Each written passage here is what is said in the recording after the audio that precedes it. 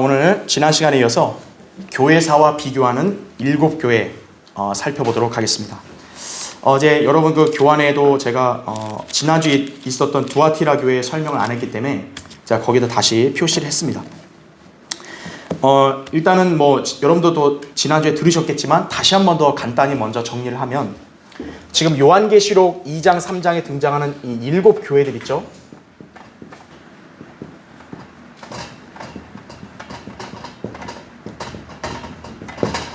요한이 영안에서 이끌림을 받았기 때문에 그 주의 날로 이동했고, 그러다 보니까 주의 날 이전에가 바로 교회 시대가 있었죠. 그래서 교회 시대가 과거가 되는 거예요. 과거의 입장으로 그 7교회들을 바라봤기 때문에 그 7교회들이 요한이 살던 AD 90년경의 그 소아시아 교회만 말하는 게 아니라 장차 앞으로 계속 전개된 2000년 교회사를 딱 거기서 비교해 볼 수 있다는 거죠. 그래서 지금 우리가 보면은 이제 그 예수님의 십자가 사건이 있었고, 이제 그 뒤에 여기가 이제 한 AD 90년경이라고 보면, 지금 이때 요한이 지금 판모섬에 갇혀 있단 말이에요.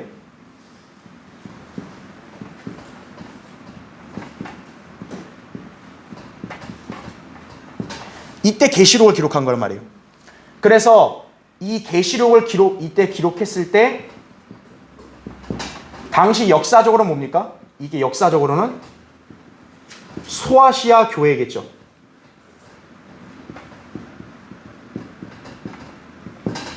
그렇죠.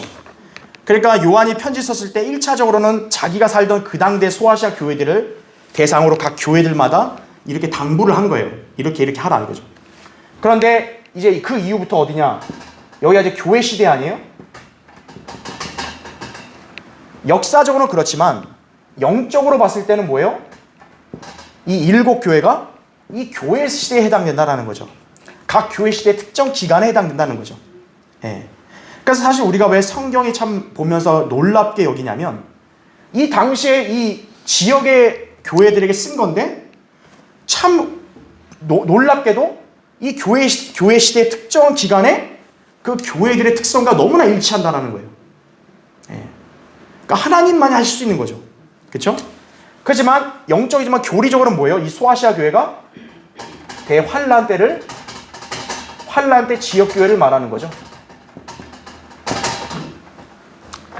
그 환란 성도들이 이 계시록 2장 3장의 교리적인 대상이에요.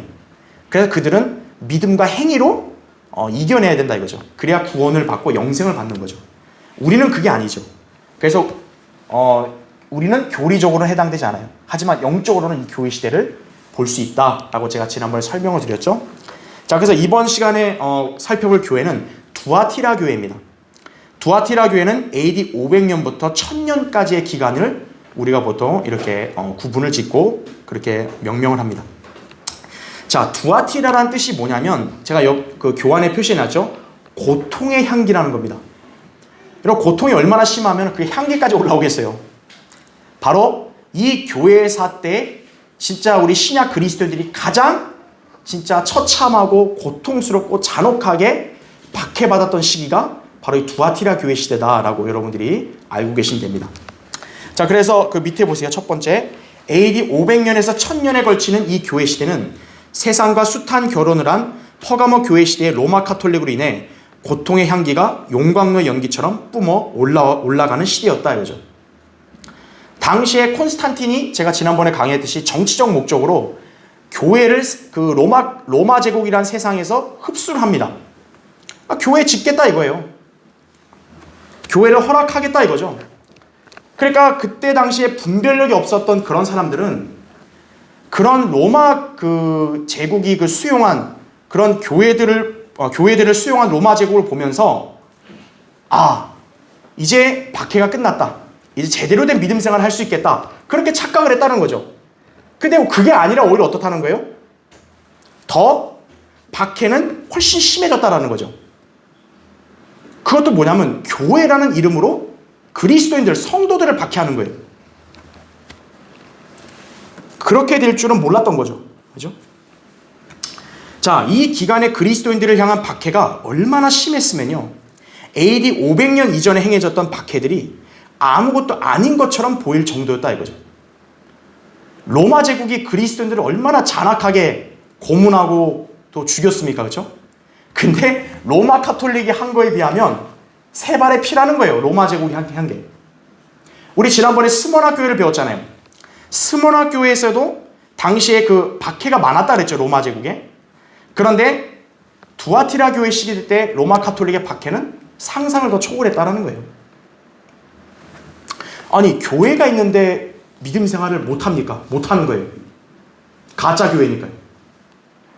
그러니까 여러분들도 기억하셔야 될 게 교회가 없는 게 문제가 아니라요. 참된 교회가 없는 게 문제라는 걸 아셔야 돼요. 영적인 침체나 암흑은요. 교회의 숫자가 적어서 오는 게 아니에요.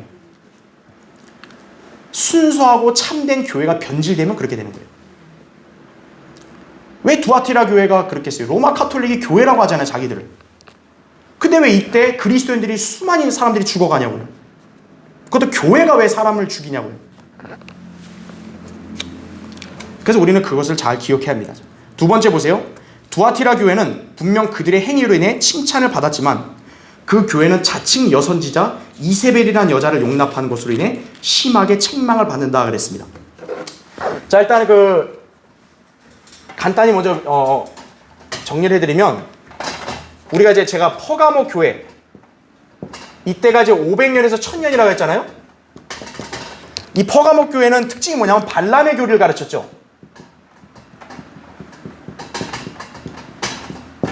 발람의 교리, 즉 모압의 그런 여인들과 혼인하게 함으로써 결혼하게 함으로써 어때요? 그들이 숭배한 의식과 사상을 그대로 교회로 가져오는 거죠. 퍼가모 교회는 그렇게 가르쳤다고요. 그러니까 로마 카톨릭이 생겨나면서 어때요? 교회들 안에 이교도 의식을 집어넣기 시작하는 거예요. 그래서 크리스마스도 나오고 뭐 별의별 게 다 나온 거예요. 자, 그런데 두아티라 교회의 특징이 뭐냐라고 하면요. 이제 카톨릭이 생겼을 거 아니에요. 그렇죠? 1000년부터 1500년인데 두아티라는 어떤 특성을 가진 교회였냐면 이세벨이라는 여자를 용납했다 이거죠. 이세벨. 그럼 이세벨이라는 여자가 누군지를 알아야 할 거 아니에요. 그렇죠?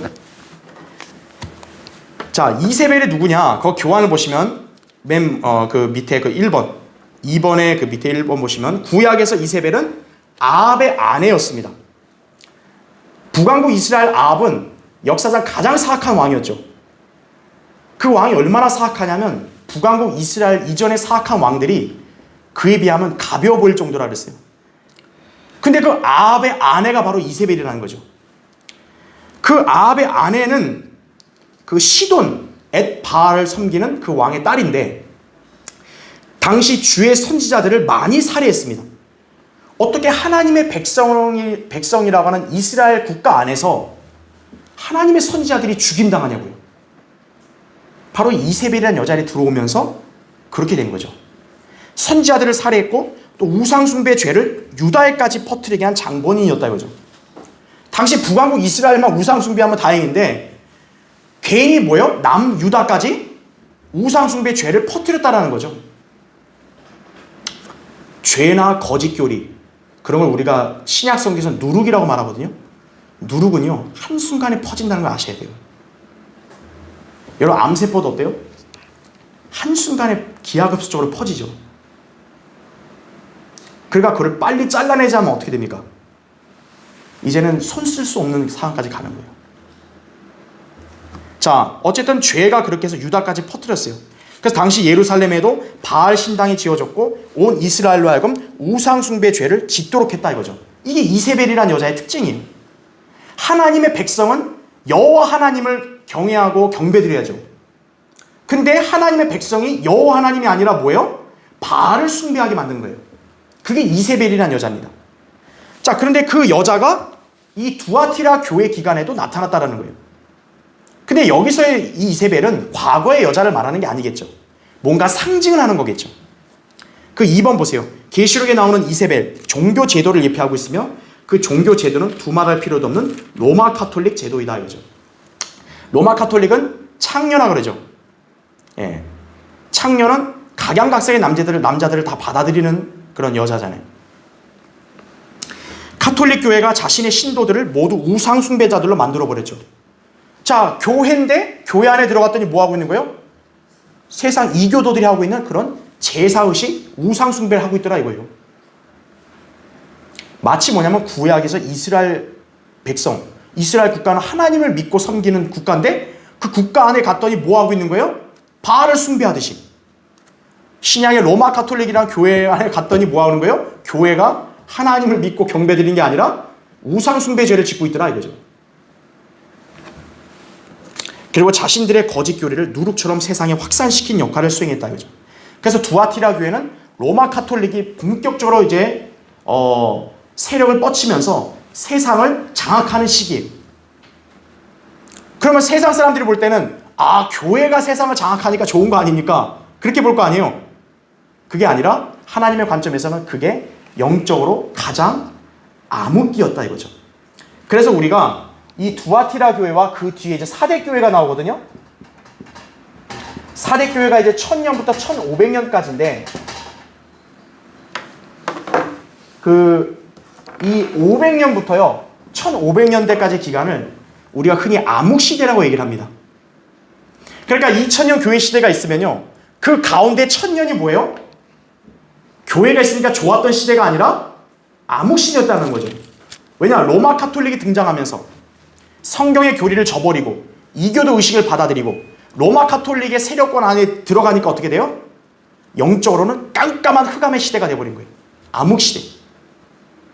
그래서 우리 그리스도인들의 역사관에서는 이때를 암흑시대라 그러는 거예요. 보통 세상은 중세시대라 그러잖아요. 가운데 있다. 우리는 암흑시대라고 얘기를 하는 거죠. 자, 그 밑에 세 번째 보세요. 자, 그러면 이 두아티라가 이렇게 영적으로 암흑시대였는데 그러면 그때는 그러면 신실한 그리스도인들이 없었냐? 그게 아닙니다. 제가 이 교회 일곱 교회 강의하면서 말씀드렸죠? 매 시대마다 어때요? 소수의 신실한 그리스도인들이 항상 있어 온 거예요. 세상과 타협하지 않고 또 죄에 굴복하지 않고 성별한 그리스도인들이 있어 왔다는 거죠. 자, 이 두아티라 기간도 마찬가지예요. 너무나 영적으로 힘들고 그 고통이 가득한 시대에도 그리스도인들이 있었다라는 거죠. 자, 누구냐? 거기 보시면 성경대를 믿는 사람들은 로마 카톨릭 체제로부터 성별되어 있었다. 이들은 폴리시안, 리오니스트, 불가리안, 마니키안, 프리실리안, 사벨리안, 아리안, 파테린, 부르군디안, 보고마일, 아르메니안, 카타리, 퍼블리칸, 알비겐스, 와일덴스, 보도파 이렇게 불렸다는 거죠. 자, 여기 이름들이 굉장히 많기 때문에 여러분 다 외울 수는 없겠지만 제가 이게 이름을 언급한 것은 다른 게 아니에요. 세상은 이런 사람들을 전혀 안 알아주죠. 하지만 하나님께서는 누구를 알아주시는 거예요? 바로 이러한 그리스도인들을 알아주시는 거예요. 하나님이 알아주시는 사람. 이 시대는 누구예요? 성경대로 믿는 그리스도인들이에요. 세상은 우리를 몰라요. 세상은 우리를 정가원 목사나 그런 사람들처럼 여기는데 우리는 그렇지 않아요. 우리는 성경대로 믿는 그리스도인들이에요. 세상은 모르지만 하나님은 우리를 인정하시는 거예요. 그래서 하나님께 인정받는 사람들이 그 가치를 아니까 우리가 이 이름을 항상 보면서 기억하라는 거죠. 아, 우리 믿음의 선배들은 이런 사람들이었구나 그죠. 그리고 여기 있는 명칭은 이분들이 지었다기보다는 로마 카톨릭이 지어준 거예요. 사실은 니네는 이런 집단이다 이거죠. 이런 집단, 별난 집단이다 이거예요. 그렇게 지어준 거예요. 사실은 세상은 조롱을 해도 하나님께는 귀한 이름인 거죠. 그렇죠? 자, 네 번째 보세요. 유아 세례를 반대하는 이 시대의 성경대로 믿는 재침례 교도들은 이단적 분열주의자라는 인상을 심어주기 위해서 카톨릭이 붙여준 이단들의 이름이었다. 제가 아까 말한 게 그거예요. 우리가 왜 재침례 교도라고 말하냐면 로마 카톨릭 세력권 안에서 태어난 사람들은 갓난아기 때부터 유아 세례를 받잖아요. 그런데 성인들이 다시 침례를 받으면서 어떻게 돼요? 로마 카톨릭의 세례를 철저하게 부정하는 거죠. 그래서 재침례 교도라는 말은요, 로마 카톨릭이 행하고 있는 모든 실행과 의식은 우리는 철저히 배격한다는 뜻이에요. 한마디로 말하면 우리는 반카톨릭 교도인 거예요. 그게 침례 교도의 뜻이라는 걸 여러분 아셔야 돼요. 아, 우리 교회는 다른 교회 세례 주고 우리 침례 주니까 침례 교회죠. 그건 남침례 교회를 말하는 거예요. 기독교 대한 한국 침례 이런 데를 말하는 거고, 우리 침례 교회는 재침례 교도예요. 로마 카톨릭을 반대한다 이거예요. 우리 모든 거에 있어서. 그들은 카톨릭처럼 유아에게 물을 뿌리지 않았어요. 생각해 보세요. 당시 세상이 카톨릭 세력이었기 때문에 카톨릭이 하라는 대로 할 수밖에 없는 시대예요. 근데 그런 시대에서 카톨릭의 의식을 거부하면 어떻게 돼요? 세상이 볼 때는 저는 반공불자다 이거죠. 반공분자. 저 세상에 완전히 해를 끼치는 사람이다. 이렇게 되는 거죠. 그렇다 해서 믿음을 버리고 타협했을까요? 우리 안 할게 이랬을까요? 아니라는 거죠. 자, 어른의 경우는 자신이 예수 그리스도의 보혈로 거듭났다는 믿음의 고백이 있을 때에만 성경적 침례를 준 거예요.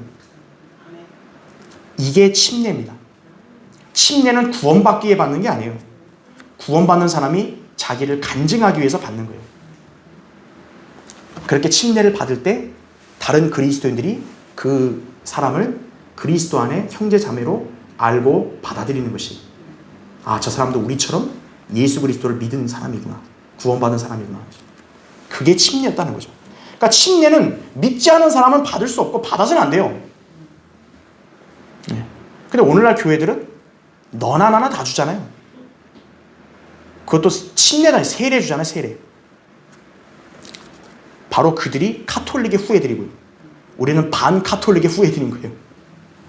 근데 그런 사람들하고 우리랑 어떻게 연합이 되겠습니까?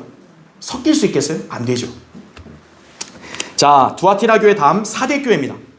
자, 사대 교회는 AD 1000년부터 1500년까지로 이 사대라는 이름은 붉은 자란 뜻입니다. 여러분, 붉은색이 하면 딱 뭐가 떠오르세요? 피가 연상되겠죠? 아, 피를 많이 흘렸구나. 이렇게 보시면 되겠죠. 첫 번째 보세요. 성경에서 숫자 5은 죽음을 나타낸다 그랬어요. 예전에 성경 공부한 분이 기억나겠지만 숫자 5는 뜻이 뭐예요? 은혜가 아니라 죽음이라는 숫자를 나타낸다 그랬어요. 자, 사대교회도 7교회 중에 순서가 몇 번째예요? 5번째 아니에요. 굉장히 많이 죽어갔다는 거죠. 두아티라만 많이 박해받고 죽은 게 아니라 사대교회도 엄청 죽은 거예요. AD 1000년에서 1500년까지 이 5번째 기간에 살았던 성도들이 붉은 자들이라 불렸다. 왜냐하면 순교와 유혈로 점철되었기 때문이죠. 그래서 밑에 두 번째 보시면 사대 기간은 로마 카톨릭 신부들과 교황들의 장려 속에서 수많은 성경대를 믿는 사람들이 무참히 살해를 당합니다. 그래서 이 기간에 어떤 일이 있었냐면 스페인에 종교재판소라는 게 생겨서 많은 사람들을 죽였죠.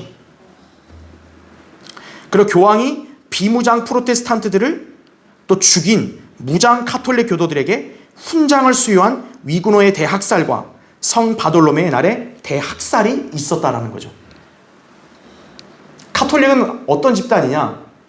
자기들과 뜻을 같이 하지 않는 사람들을 어때요? 잡아 죽이는 집단이에요. 하나님을 믿는 집단이 살인을 합니까? 여러분, 그것이 말이 되나요? 근데 이 사람들은 하나님의 이름을 빙자해서 죽인 거예요. 그것도 누굴 죽였냐? 이교도도 아니에요. 신실한 우리 그리스도인들을 죽인 거예요. 왜 죽였냐?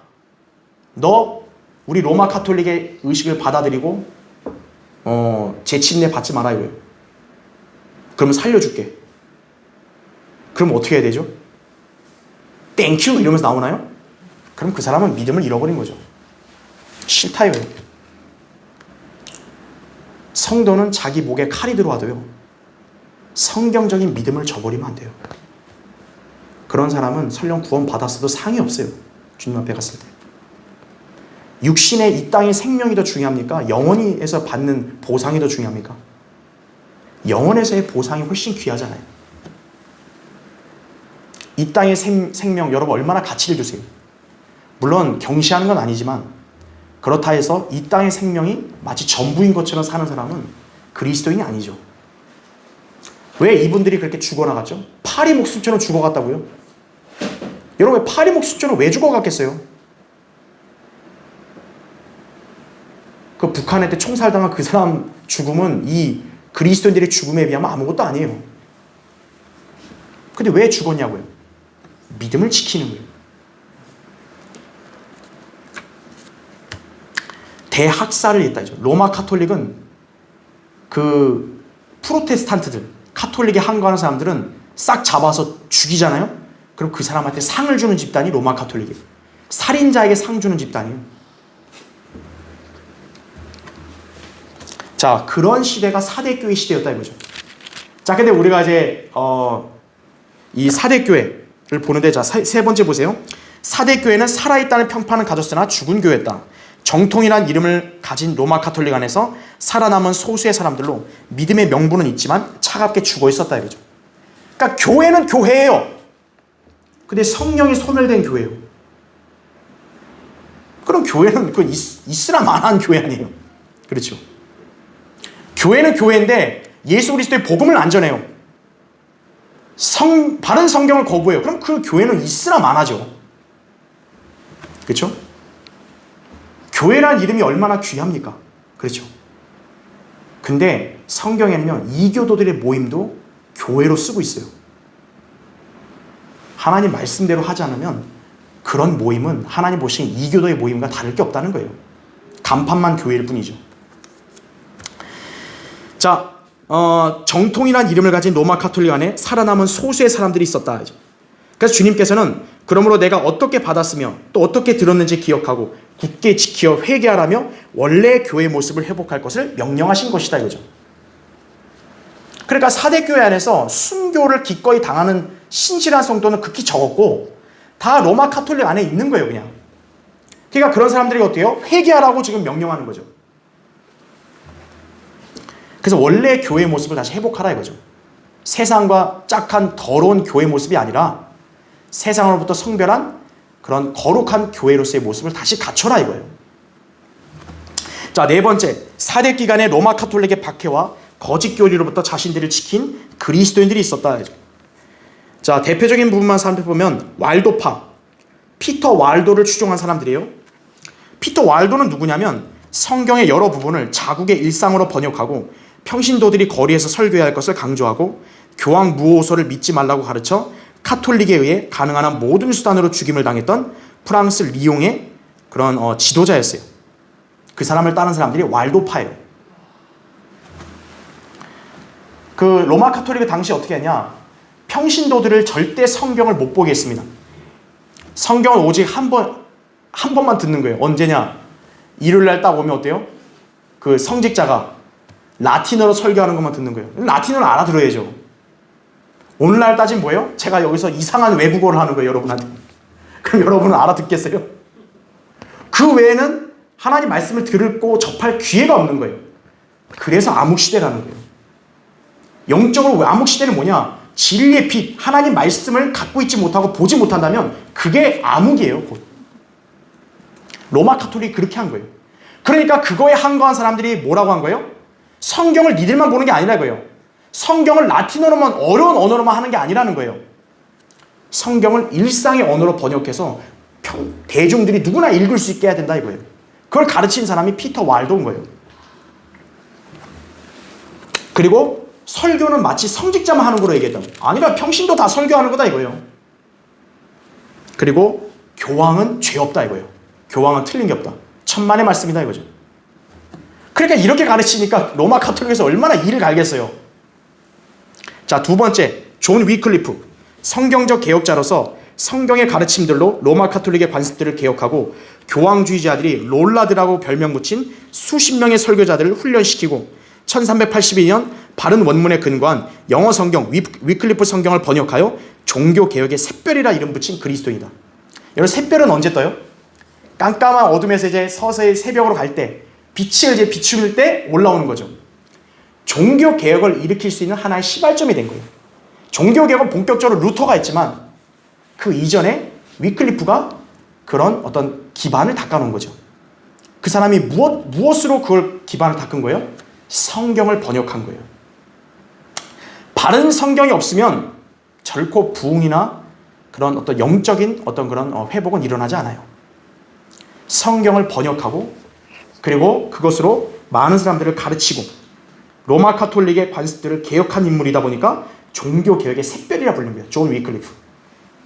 그러니까 여러분들이 다른 사람은 기억 못해도 존 위클리프는 잘 기억하고 있어요. 이 사람이 자기가 죽기 전에 영국의 왕의 눈을 뜨게 하소서 그렇게 기도했다고요. 정확히 1611년에 어때요? 영국 왕이 킹제임스 성경을 내죠. 하나님이 기도를 몇백 년 뒤에 응답하신 거예요. 그 다음에 세 번째, 존 후스. 이 사람은 존 위클리프의 영향을 받아서 그대로 따랐는데, 이 존 후스가 당시 체코예요. 체코에 500만 명의 국민이 다 존 후스를 따른 거예요. 엄청난, 여러분, 개혁이자 부흥이죠.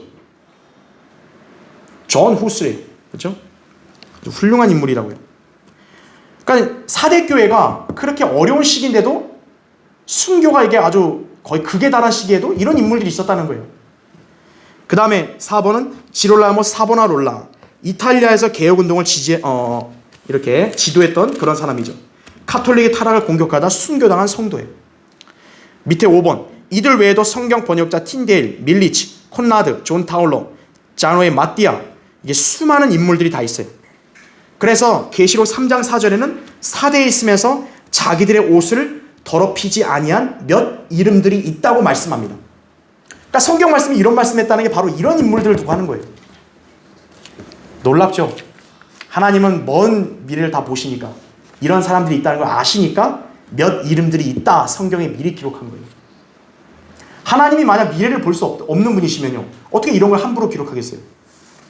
그렇죠? 자, 그 다음 페이지 보세요. 6번째 교회, 필라델피아 교회입니다. 자, 제가 아까 말씀드렸던 듯이 암흑시대를 보통 AD 500년에서 1500년 얘기하잖아요. 여러분, 보통 이제 밤을 생각해봐요. 밤일 때 제일 깜깜할 때가 이제 자정 12시 뭐 이럴 때잖아요. 그렇죠? 근데 이제 새벽 2, 3시까지 깜깜해졌다가 어때요? 이제 새벽이 오게 되면 조금씩 밝아지죠. 사대교회 끝이 바로 그거예요.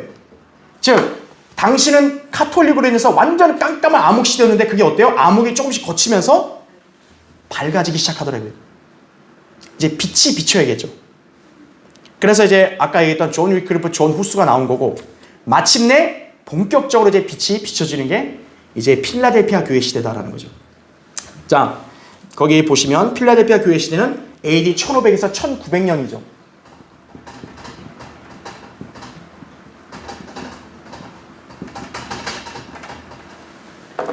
자, 첫 번째 보세요. 주님께서 6번째로 언급하신 이 교회 기간은 신약 교회사에서 가장 위대한 기간인데 7교회 중 유일하게 회개하라는 말을 듣지 않은 거룩하고 진실한 교회이다 이거예요.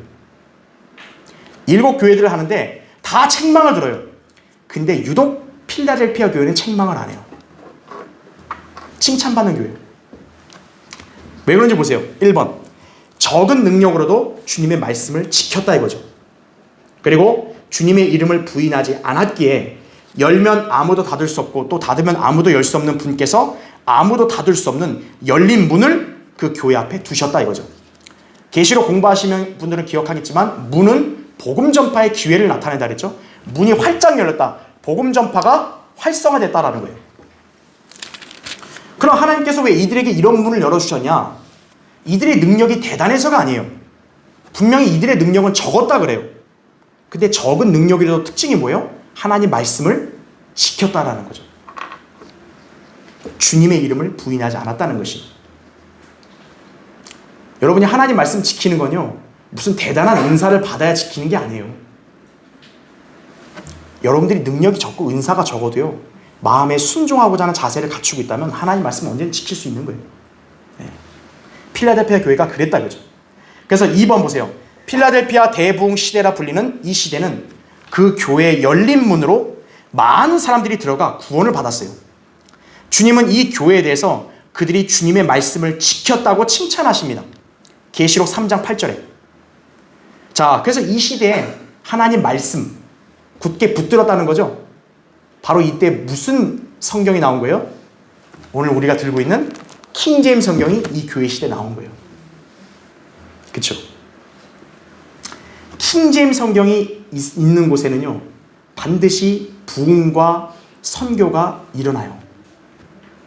킹제임스 성경을 버리면 복음과 부흥의 불길은 꺼져버리는 거예요.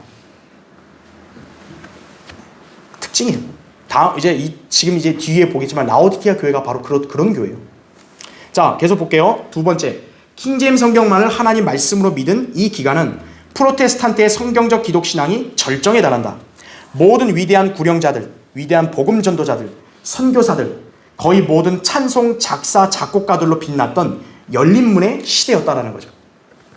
우리가 아주 잘 많이 회자하는 그런 유명한 목사들, 선교사들, 부흥사들이 다 거의 다 필라델피아 교회에 또 나온 거예요. 그런데 19세기 말 교회들이 킹제임스 성경을 버리고 RV나 ASV 이런 가짜 성경을 사용하기 시작하면서 닫힌 문의 교회 시대로 들어가게 됐습니다. 그러니까 하나님께서 어때요? 그분의 말씀을 버리면 복음의 문도 닫아버리는 거예요. 아무것도 못해요, 그 교회는. 자, 세 번째요. 부흥운동과 선교활동이 이 기간 동안 융성했지만 시간이 흐르면서 영적인 능력을 쇠퇴하고 그 대신 일종의 사업적 방법, 형식적 의식과 섬김 등이 부상하게 된다 이거죠. 부흥과 선교가 일어났으면 그대로 가야 되는데 그게 아니라 어때요? 점차 이게 비즈니스로 바뀌는 거예요. 교회의 사역이 하나님의 거룩한 부르심에 따른 그것이 아니라 세상 관점에서의 사업으로 바뀌는 거예요. 성경을 버리면 어떻게 되느냐? 비즈니스가 되는 거예요. 목사가 아니라 비즈니스가 되는 거예요. 그리고 의식과 섬김도 형식적으로 전락하는 거예요. 이 모든 것이 바로 하나님의 참된 말씀인 킹제임스 성경을 버리고 변개된 성경들을 붙든 것이 원인이 된다 이거죠. 왜 개역 성경을 들면 성경적인 복음과 진리를 전파하고 가르치지 못할까요? 하나님이 차별하시는가요? 맞다고요. 성경을 잘못 든 사람은 차별하시는 거예요. 바른 성경을 들고 있을 때 부흥과 선교가 일어나는 것이에요. 영국이라는 나라가 해가 지지 않는 나라가 될 수 있었던 것도 바로 킹제임스 성경을 출간하고 나서 그 성경대로 믿었던 왕이 있었기 때문이에요. 그런데 그 영국이 킹제임스 성경을 버리고 RV에 드니까 어때요? 하나님이 영국을 버려버리시는 거예요. 지금 영국은 섬나라로 전락해버렸잖아요. 그 영국의 복을 누가 이어받았냐? 미국이 이어받았죠. 미국이 킹제임스 성경을 기조로 해서 대통령이 선서하고 그 킹제임스 성경을 기조로 한 교회들이 생겨나고 미국이 복을 받았죠. 근데 미국이 킹제임스 성경을 또 버리고 이제 ASV 들고 또 교회들이 배교하니까 어때요? 하나님께서도 미국을 버리시는 거예요. 철저하게. 그러니까 여러분이 딱 한 가지만 기억하시면 돼요. 바른 성경, 킹제임스 성경을 믿고 실행하고 있냐 없냐예요. 그걸로 여러분은 참이냐 가짜냐를 찾아내시면 되는 거예요. 네. 자, 마지막 7번째 라오디케아 교회 보겠습니다. 라오디케아의 뜻 시민의 권리라는 뜻입니다. 여러분 교회 안에서 인간의 권리를 주장하면 돼요? 안 돼요? 안 되죠. 근데 인권을 강조하는 거예요. 교회에서. 마치 세상 민주주의처럼 인권을 강조하는 거예요. 교회에서. 아, 투표하자 이거예요. 뭘 투표하냐? 목사 누가 될지 투표하자. 목사가 정치인인가요? 아, 집사나 장로도 투표하자 이거예요. 인권이 인권. 자, 보세요. 첫 번째, 주님께서 마지막으로 언급하신 이 교회 기간은 하나님이신 주 예수 그리스도의 권리란 온데간데 없고 그 대신 하나님을 대적하는 인간의 권리가 그 자리를 대체하는 시기입니다. 정통을 주장하는데 오늘날 이 교회들 보세요. 다 정통이라 해서 자기들이요. 장로교도 자기도 정통이라 그래. 감리교도 자기도 정통이라 그래. 다 정통이래요, 자기들이. 근데 배교에 빠졌죠. 그리고 로마 카톨릭 편에 서 있습니다. 지금 여러분 이 교회들 보세요. 우리처럼 반카톨릭 교회 있어요, 없어요? 없어요. 다 친카톨릭 교회들이죠. 그래서 이 시대의 주님께서는 교회 안에 계셔야 되는데 어때요? 교회가 예수님을 밖으로 내쫓은 거예요. 나가세요. 그래서 계시록 3장 20절에는 어때요? 예수님이 오히려 교회 문을 두드리는 거예요. 야, 문을 열어라, 문 열어라. 그 얼마나 웃긴 일입니까? 자, 두 번째 보세요. 이 교회의 전형적인 특징. 여러분 잘 기억하셔야 됩니다. 라오디케아 교회의 특징이 뭐냐? 미지근하다는 거예요. 미지근. 여러분 그 찌개나 국, 탕도 어때요? 뜨거울 때 먹어야죠. 미지근하면 어때요? 깨음칙하죠, 먹기가. 사람들이 교회를 안 다니는 게 문제가 아니에요. 이 시대는. 교회를 다니는데 대부분 사업상의 이유, 사교적인 목적으로 다니는 거죠. 그래서 양적 증가는 있는데 영적 뜨거움이 없어요. 예수 그리스도를 위해서 여러분 헌신하고 하나님 말씀대로 살아가고 전파해야 됩니다. 미지근한 거예요. 그냥 미지근. 그렇게 살기 싫어요? 미지근한 거예요. 아니 어떻게 살겠다는 거예요? 미지근한 거예요. 그냥 알았어요. 그죠? 미지근한 교회들이. 부흥 집회, 복음 전파 왜 하냐? 복음 집회 왜 하냐? 일종의 사업을 위해서 하는 거예요.